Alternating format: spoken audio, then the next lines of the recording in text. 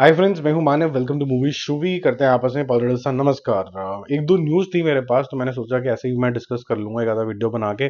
पर ऐसे ही जब मैं सर्च सोच कर रहा था तो पता चला कि बड़ी सारी न्यूज़ बन गई। तो मैंने फिर र्यूमर मिल एपिसोड नंबर 62 बना ही देते हैं, क्योंकि काफ़ी सारे पर्सपेक्टिव हैं इन सब चीज़ों को लेके। पहले तो इम्पोर्टेंट ये है कि भाई सबसे बड़ी जो खबर होनी शुरू हो गई थी कि भाई एलसीयू के अंदर, क्योंकि थलापति विजय साहब ने बोल दिया कि जी मैं लियो 2 तो नहीं कर पाऊंगा, क्योंकि मैं तो अब सिर्फ 69 करने के बाद, थलापति 69 करने के बाद अपना घर बैठूंगा, या फिर मैं अपना पॉलिटिकल सेवा करूंगा। मेरी पार्टी वार्टी बन चुकी है और हमारा जो मेन कन्फ्लिक्ट है बीजेपी के साथ है, ऐसा वो बोल चुके हैं अपनी रैलियों के अंदर। तो इन भाई साहब को लगा कि अब क्या करें, तो इन्होंने बोला कि भाई मैं जाके सबको समझा देता हूँ कि ऐसा मत समझें कि क्योंकि मेरी लास्ट मूवी जो होनी थी एलसीयू यूनिवर्स की, वो लियो 2 होनी थी। तो ऐसा नहीं है कि अब हम कुछ करेंगे नहीं है इसका, तो इसको हम ऐसे डील करेंगे कि थलापति साहब का एक हल्का सा इंट्रोडक्शन आएगा नेक्स्ट किसी एक मूवी के अंदर, मोस्ट प्रोबेबली कैथी 2 के अंदर, जहां पर वो मोटा मोटा लेवल पे आए गए हो जाएंगे। और आप बोलेंगे कि ये कैरेक्टर जो है वो कहीं ना कहीं थैंक यू वेरी मच होकर लुप्त हो गया है कहीं, या फिर थैंक यू वेरी मच हो गया, जो भी हो गया। लेकिन बाकी मूवीज बनेंगी। तो बेंज बनेगी सबसे पहले, जो राघव लॉरेंस के साथ बनेगी। ठीक है, इनको आपने काफी मासी मूवीज के अंदर देखा ही होगा। फिर लियो 2 कैंसिल होगी कंप्लीटली, ये तो सिस्टम में ही नहीं है। कैथी 2 101% बनेगी सब। अब जो नेक्स्ट डायरेक्ट करनी है लोकेश ने, वो यही कर रहे हैं। बेंज तो उन्होंने सिर्फ लिखी है, वो डायरेक्ट भी नहीं कर रहे हैं। फिर विक्रम 3 भी जरूर बनेगी, लेकिन उससे पहले बनेगी रोलेक्स। रोलेक्स बनने के बाद विक्रम 3 बनेगी, जो कि लास्ट कल्मिनेशन मूवी होगी, क्योंकि इनको एक बड़ा वेटरन एक्टर चाहिए था जो इसका कल्मिनेशन कर पाए। तो उन्होंने या तो बेट लगाई थी थलापति विजय पे, या फिर अब लगेगी जो आपके कमल हसन है। बट ठीक है, rightfully so. But my only worry is, जो मेरा कॉन्टेम्पलेशन है, कि ये सब करने कराने में अगर आप 2-4 साल बिता दोगे, तो आप थोड़ा ध्यान रखें कि जो विक्रम 3 के अंदर एक्टर हैं वो उनकी भी एज हो रही है। आप कितना स्ट्रेच करने वालों को, ऐसा ना हो कि कुछ वो इस तरीके का एक्शन या फिर इस तरीके की चीज ना कर पाए और आप बोलोगे भाई विक्रम भी नहीं बन पा रही, अब हम रास्ते में ही लटक गए, एलसीयू का क्या होने वाला है। तो मेरे ख्याल से थोड़ी सी प्लानिंग अजीब सी लग रही है मुझे। और जब ये मूवी आई भी थी लियो, और उससे पहले कैथी के बाद कैथी 2 और ये सब अनाउंसमेंट भी हुई थी, तो मैंने आपको यही शायद बोला था, जिनको याद होगा, कि विक्रम वाले जो पोर्शन है पहले पहले निपटा दो यार। जो भी एजिंग स्टार्स हैं वो पहले कर लो। और तब तो ये भी न्यूज थी कि वो रजनीकांत साहब के साथ भी एलसीयू के अंदर इंट्रोडक्शन करने वाले हैं, जो नहीं हो रहा है। लेकिन अगर वो भी करने वाले तो पहले कर लो इनके साथ। तो ये सब सजेशंस थी। बट एनीवेज, सेकंड नंबर पे बात करते हैं कि थलापति से रिलेटेड ही न्यूज है। तो 69 जो उनकी मूवी है, थलापति 69, इसका नामकरण होगा। पूजा हेगड़े हैं, बॉबी देओल हैं, और थलापति 69 के अंदर बॉबी देओल का जो लुक है वो आउट हो चुका है। तो पूजा हेगड़े तो जैसी दिखती हैं ग्लैमरस सी, वैसी दिख रही हैं इंडियन अटायर के अंदर। और बॉबी देओल और थलापति दोनों ने दाढ़ियां जो है सफेद रखी हैं फॉर सम रीजन। तो क्या थीम होगा इसका, वो तो पॉलिटिकल होगा, लेकिन थोड़ा सा मिडिल एज क्यों दिखाया गया है वो मूवी के अंदर ही क्लियर होगा। बट ये लुक अच्छी लग रही है, बहुत ही सोफिस्टिकेटेड नाइस सी लुक लग रही है दोनों की। एच विनोद इसको डायरेक्ट करेंगे। और बड़ी बात यह है कि इसका कुछ भी शूट नहीं हुआ है अभी तक, वो ऐसी बस हवा में ही है बातें, कोई एसेट आउट नहीं हुआ है। तो ओवरसीज जो राइट है वो 68 करोड़ रुपीज में बिक भी चुके हैं। तो मतलब भगवान जो है चपड़ फाड़ के दे रहा है थलापति विजय को। वैसे भी हाईएस्ट पेड एक्टर बन चुके हैं ये। 250 से 300 करोड़ रुपए चार्ज कर रहे हैं अपनी इस पिक्चर के लिए। 250 तो कंफर्म्ड है ही है कि इनको मिलने वाले हैं। कंगुआ के बारे में भी बात कर लेते हैं, क्योंकि वो भी एक बहुत अच्छी अचीवमेंट करने वाली है। जैसे ही ये रिलीज होगी 15 नवंबर के आसपास, तो 10,000 स्क्रीन के ऊपर होगी। जहाँ की ये पिक्चर है तमिलनाडु की, वहां पर इसके 700 स्क्रीन कंफर्म हो चुके हैं। साउथ के जो बाकी रेस्ट ऑफ साउथ है उसके अंदर 2500 screen, very heavy number again. North के अंदर भी 3000 screen is a very heavy number, considering कि तमिल मूवीज को इतनी वाइडर रिलीज नहीं मिलती है। ये सबसे ज्यादा वाइडेस्ट होगी शोटो से। तो 6200 तो यही हो गए। इसके अलावा ओवरसीज 4000 होंगे, तो टोटल मिला के 10,200 के आसपास स्क्रीन के ऊपर इसको लॉन्च किया जाएगा। तो तभी पहले दिन ही 100-150 करोड़ आ जाते हैं, और आप बोल दो कि क्या जबरदस्त है।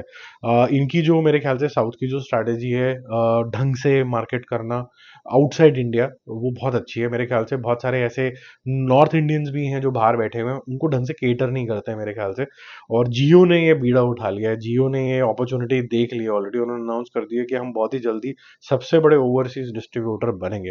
और मैं तो ये बता रहा हूँ आपको कि जो ये भी पंगे होंगे हुए हैं ना, तो वो सबसे बड़े म्यूजिक हाउस भी बनने वाले टी सीरीज इसको थोड़ा सा तो मेरे ख्याल से मोनोपोली खत्म होने का टाइम आ गया है। पुष्पा 2 का जो ट्रेलर है वो 15 नवंबर को आएगा और काफ़ी मैसिव स्केल के ऊपर इसको लॉन्च किया जा रहा है। मतलब रैलियां निकलेंगी, एक स्टेट से दूसरी स्टेट जाया जाएगा, बहुत अच्छी बात है।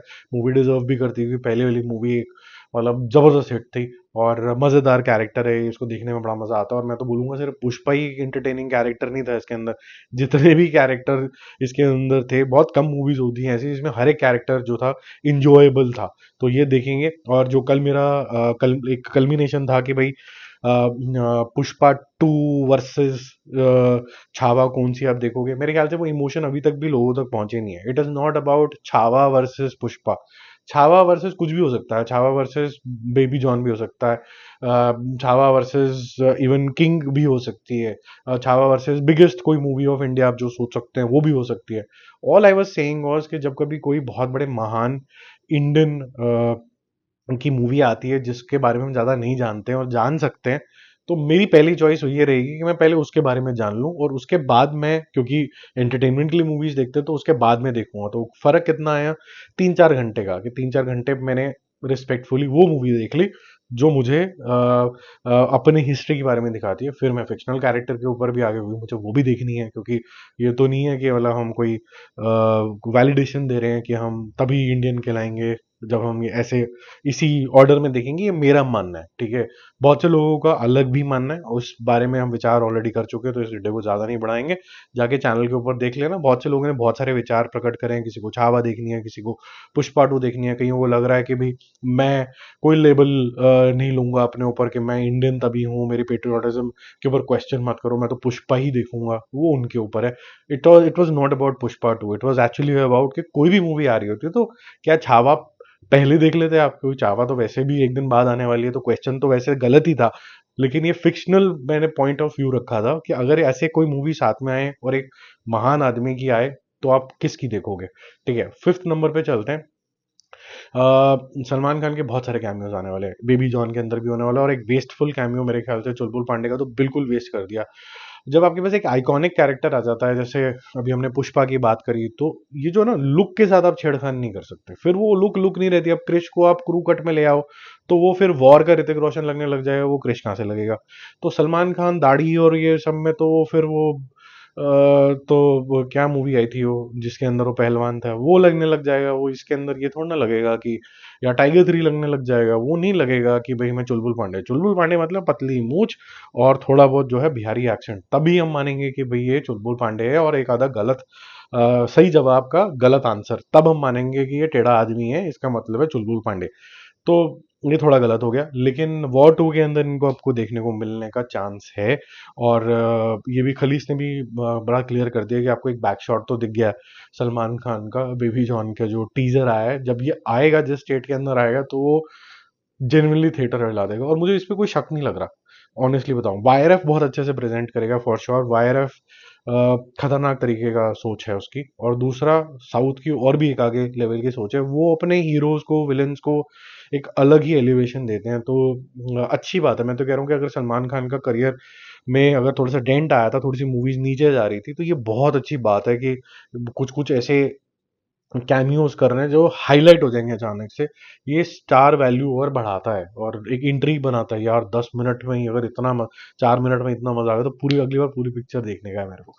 चलो 6 नंबर पे चलते हैं। देखो, बॉलीवुड को कभी भी हाई हाई बोलते हैं, वो हाई हाई तो चलो लोगों ने अपना गंदगी फैलाने के लिए कर दिया, बट लार्जली बॉलीवुड को जो पहले गाली पड़नी शुरू हुई थी तो फीडबैक से शुरू हुआ था। तो फीडबैक में ये भी बोला गया था भाई ये जो कॉपी पेस्ट वाला सामान है ये मत बनाओ। अब कॉपी पेस्ट नहीं तो जॉनर कॉपी पेस्ट होने लग गया। अब हॉरर कॉमेडी क्या चल गई है, अब सबको हॉरर कॉमेडी करनी है, हर बंदा दूसरा तीसरा चौथा को हॉरर कॉमेडी करनी है।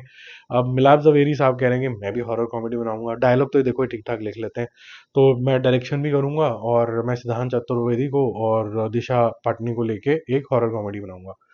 मुझे लगता है कि हॉरर कॉमेडी के अंदर सबसे इंपॉर्टेंट एलिमेंट होता है कॉमेडी, और ये दोनों की बस की बात नहीं है ढंग से करना। सिद्धांत, विद ड्यू रिस्पेक्ट, मुझे नहीं लगता कि इन्होंने भूत पुलिस भी करी थी, ठीक ठाक पिक्चर थी, लेकिन वो जो चाहिए होता है पागलपन एक कॉमेडी के लिए, ये दोनों के अंदर नहीं है। तो ये पता नहीं कैसे अचीव करेंगे। मुझे तो स्टार्टिंग से ही इसकी, sorry I am not sounding negative, but it is sounding like an very absurd kind of casting. आपका क्या मानना है, कमेंट करना सेपरेटली। 7 नंबर पे चलते हैं। ऋतिक रोशन ने राइट्स खरीदे आई एम लेजेंड को लेके। क्यों खरीदे मेरे को तो समझ नहीं आया, अनलेस एंड अनटिल ये मूवी का कुछ ऐसा एलिमेंट है जो वो यूज करना चाहते हैं तो ठीक है, ये विल स्मिथ की मूवी आइकॉनिक मूवी थी, but why do you want to kind of make a remake? आपको पता है कितनी इरिटेशन है लोगों को दुनिया में, छोड़ ही नहीं रहे हैं, यहाँ तक कि कंप्लीटली अडेप्टेड मूवी जो है, री इमेजिन्ड मूवी जो है बेबी जॉन, उसको नहीं छोड़ रहे लोग। तो वो भी कह रहे नहीं नहीं ये ऐसा हो सकता है, ये वैसा हो सकता है, कॉन्टेम्पलेशन है, लेकिन एक चीज को लेकर नेगेटिविटी नहीं आएगी। लियोन जो था मूवी, उसका रीमेक है किंग, और किंग का रीमेक से पहले एक बॉबी देओल की मूवी आ चुकी है बिच्छू, लेकिन उसके बारे में देखना कोई नेगेटिविटी नहीं होगी, वो थोड़ा स्टार स्पेसिफिक हो जाती है, वो शाहरुख खान को कोई कुछ नहीं बोलेगा। ये थोड़ा सा है, लेकिन ऋतिक रोशन को ऑलरेडी डंडा पड़ चुका है एक बारी, क्योंकि उन्होंने जब विक्रम वेदा का रीमेक करा था तो उनको डंडा पड़ा था, तो अब ये डंडे से सीखे नहीं है, फिर से करने निकल गए हैं। लाल सिंह चड्ढा से भी नहीं सीखे हैं कि बड़े एक्टर अगर फॉरेस्ट गम का भी अगर रीमेक करने निकलेंगे फिर भी डंडा पड़ रहा है, तो ये क्यों नहीं सीख रहे हैं मुझे नहीं पता। 8th नंबर पे अनीस बाज़मी साहब का एक लेटेस्ट इंटरव्यू आया जो मुझे बड़ा अच्छा लगा यार, तो मैंने कहा मैं आपके साथ शेयर कर लूँ। इनके बारे में एक और चीज़ है जो मैं अलग वीडियो में सेपरेटली कवर करूंगा, एक स्टैंड अलोन एपिसोड बनाएंगे उसके ऊपर। वो चाह रहे हैं कि अक्षय कुमार और कार्तिक को एक साथ लिया जाए। ये जो इंटरव्यूअर है उसी ने पूछा कि भाई ऐसा हो सकता है, तो उन्होंने बोला कि हाँ बिल्कुल हो सकता है, अगर मैं अक्षय कुमार के साथ बड़े अच्छे रिलेशनशिप है, मैं समझाऊंगा तो वो समझेंगे ग्रेविटी की ये मूवी कितनी बड़ी हो सकती है, और फिर कार्तिक आर्यन के साथ आ जाएंगे। तो मैं कहा यार ये हो जाएगा तो फिर बहुत ही अच्छी बात है, क्योंकि यंग जनरेशन वाला अट्रैक्ट करने वाला आ जाएगा, और अक्षय कुमार तो कॉमेडी में आपने देख ही लिया, स्त्री में इतना छोटा सा कैमियो के अंदर भी वो क्या कर सकता है। सो अभी भी people are just agitated with Ajay that you know what, take the centre stage, take the lead, become the hero, बाकी सब साइड ही। और जब तक वो ये करता था कि बाकी सब साइड ही और मैं एडिटिंग टेबल पे बैठ जाऊंगा, Akshay Kumar used to edit his movies himself most of the time, कि भाई मेरे को ढंग से दिखाओ। जब तक ये नहीं आएगा वापस वो ले आता, तो थोड़ा डिफिकल्ट होगा, इतना हम्बल होने की जरूरत नहीं है। मेन सीनियर आर्टिस्ट से यही उम्मीद होती है कि आप सेंटर स्टेज ले जाओ, आपका ऊपर सारा का सारा स्पॉटलाइट होना चाहिए। बट थोड़ी सी दिक्कत यहाँ पर ये आएगी, कार्तिक आर्यन जो सब लोगों ने भी नोटिस किया, मैंने भी नोटिस किया, और मैं तो बहुत टाइम से बोल रहा हूँ, जब आप एंड के 20 मिनट में ये दिखा सकते हो कि कार्तिक आर्यन भी एक्टिंग कर सकता है भूल भुलैया 3 के अंदर, तो आप 80% मूवी के अंदर अक्षय कुमार बनने की कोशिश क्यों कर रहे हो? तो अगर आप कर सकते हो एक्टिंग तो अपनी करो, और जब अक्षय कुमार के सामने आ जाओगे तो ऐसा लगेगा कि एक मिरर हो गया एक दूसरे के सामने, हाइट वाइट भी सेम है, नाक वाक भी सेम है, बोलने का अंदाज भी ये कॉपी करने लग जाते हैं, तो ऐसा ना हो कि भाई ये वो होता है ना मिरर को कॉपी करने वाले जो आर्टिस्ट होते हैं, ऐसा ना हो कि ऐसा हो जाए, और सेम कपड़े पहना दिए अगर अनीस बज्मी ने, तो वो काम ही हो जाएगा बिल्कुल ही। तो वो एक्टिंग करें और बहुत ही स्ट्रेटेजिकली करें कि जो एंड में करके दिखाई है वो अलग फ्लेवर देगा, अच्छा फ्लेवर देगा, और अच्छा इमोशन भी जाएगा उसके अंदर। अक्षय कुमार को तो बताने की जरूरत नहीं, हो तो वेटरन आर्टिस्ट है। Just that take the spotlight, even if you are with Kartik Aaryan, we expect you to take the centre stage. ये इक्वल वाला है ही नहीं, कभी भी सीनियर आर्टिस्ट जब आता है तो वो इक्वल वाले स्टेटस में होता ही नहीं है। ठीक है, किसी को एक सेंटर स्टेज लेना होता है, यहाँ तक कि शोले के अंदर भी सेंटर स्टेज जो था, सीनियर आर्टिस्ट जो था धर्मेंद्र ने लिया था उस टाइम के अंदर। वो अलग बात है कि आपने सारे लाइकेबल कैरेक्टर के अंदर अमिताभ बच्चन को भी पसंद किया था, पर मेन सेंटर स्टेज जो मेन आर्टिस्ट था, मेन लीड था, उसमें भी धर्मेंद्र था। ठीक है, बाकी हम जल्दी मिलेंगे और रिव्यूज और अपडेट के साथ। Stay connected, bye bye.